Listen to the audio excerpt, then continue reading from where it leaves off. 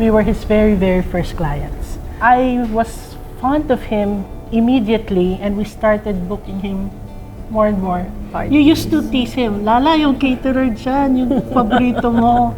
For me, I would say reliable and goes beyond expectations. About you?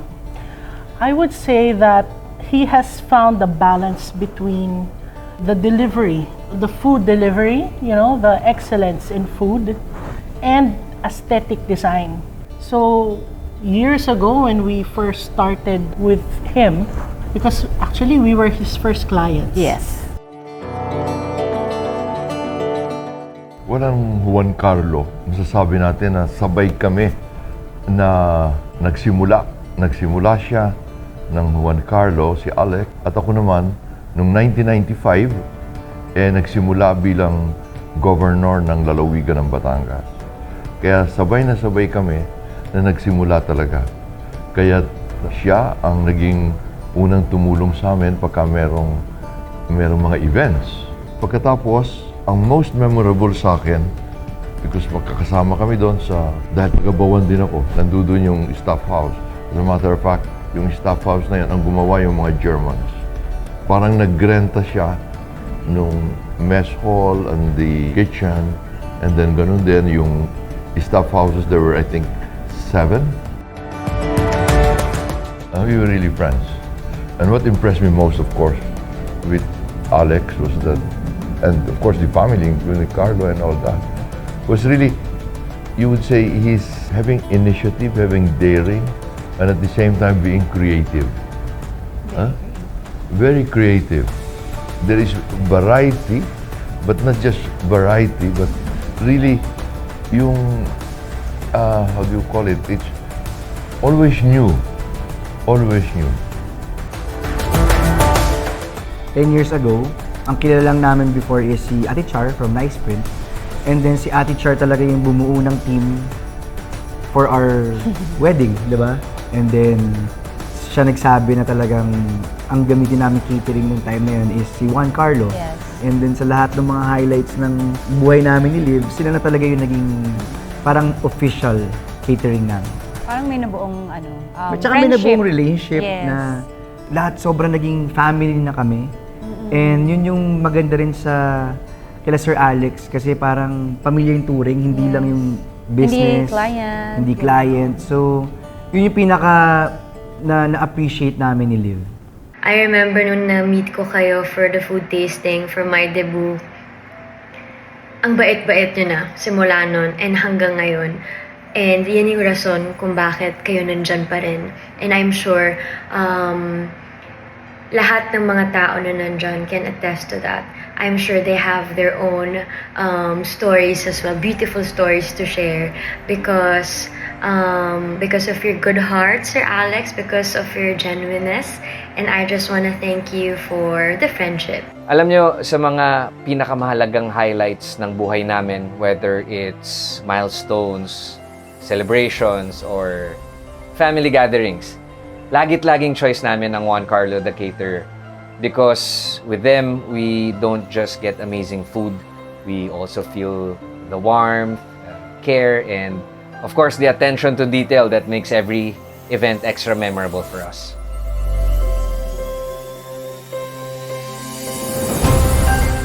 One of those fully automated. Year yun? 1990s yun, di ba?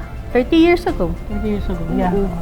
It was the launching of our new fully automated machine, and he was gotten to do the catering for the launch. So that was actually our very, very first encounter, and we only found out after that that it was actually their first catering job. Everybody was so happy with the food, how they made the setup, that our dad started requesting him to be like for the Christmas parties. All the other things that the hospital needed and the Perez family needed. In all those events, from small ones to big ones, it was really Juan Carlo.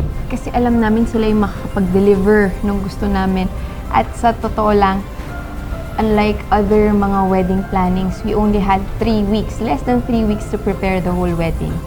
So, ang only and top choice namin talaga was Juan Carlo to call Sir Alex. But at that time, they were in Canada. Imagine preparing the wedding, 3 weeks lang, 2 FaceTime lang with Sir Alex, and they delivered. And until siguro months after the wedding, we're asking sino yung caterer nyo, gusto rin namin kunin. Our wedding, Wedding, and then my daughter's first birthday, first birthday, my birthday, your birthday, and then, very recent lang siguro. Hindi ko na maalala yung iba sa mga birthday ng mga anak ko. yung renewal of vows The namin. renewal of vows. Siya pa rin. So yun yung natutuwa kami kasi nag-full circle talaga after 10 years. Sila pa rin talaga yung Same team. same team yung catering namin, sila pa rin. If you're gonna ask us if we will still choose them in the future, definitely.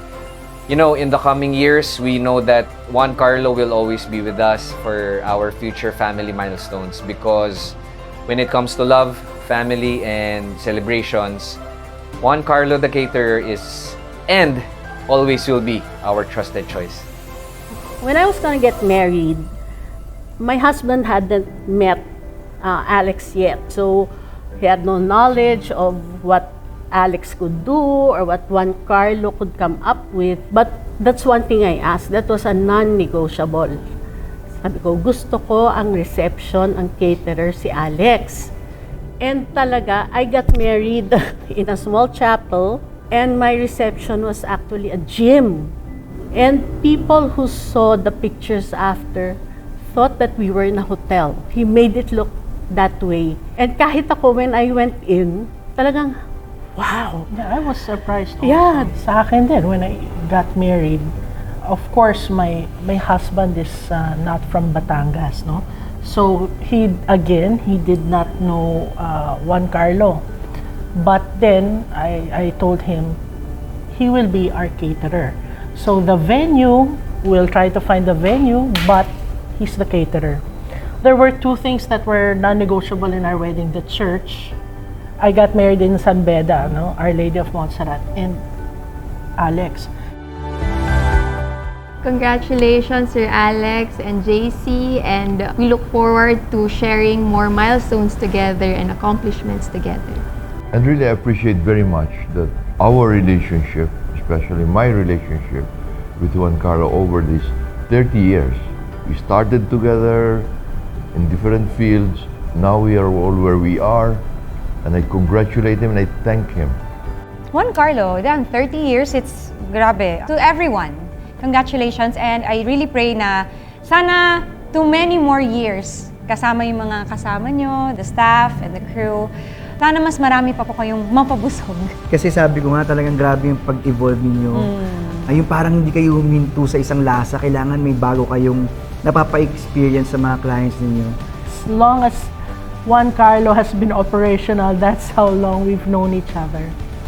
And I would like to congratulate you in the staying power of Juan Carlo the caterer.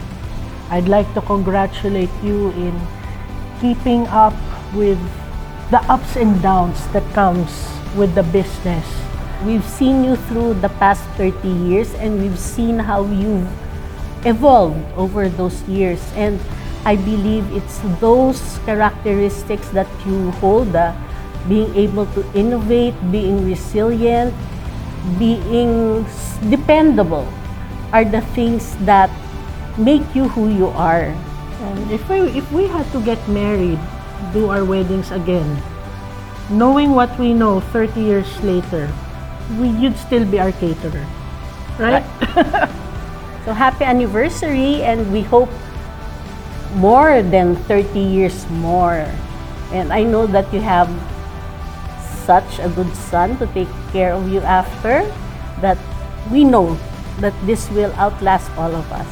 To Juan Carlo the caterer, as you guys celebrate 30 years of creating beautiful and meaningful memories, we just want you to know that we are truly grateful to you guys for always being part of our most important moments.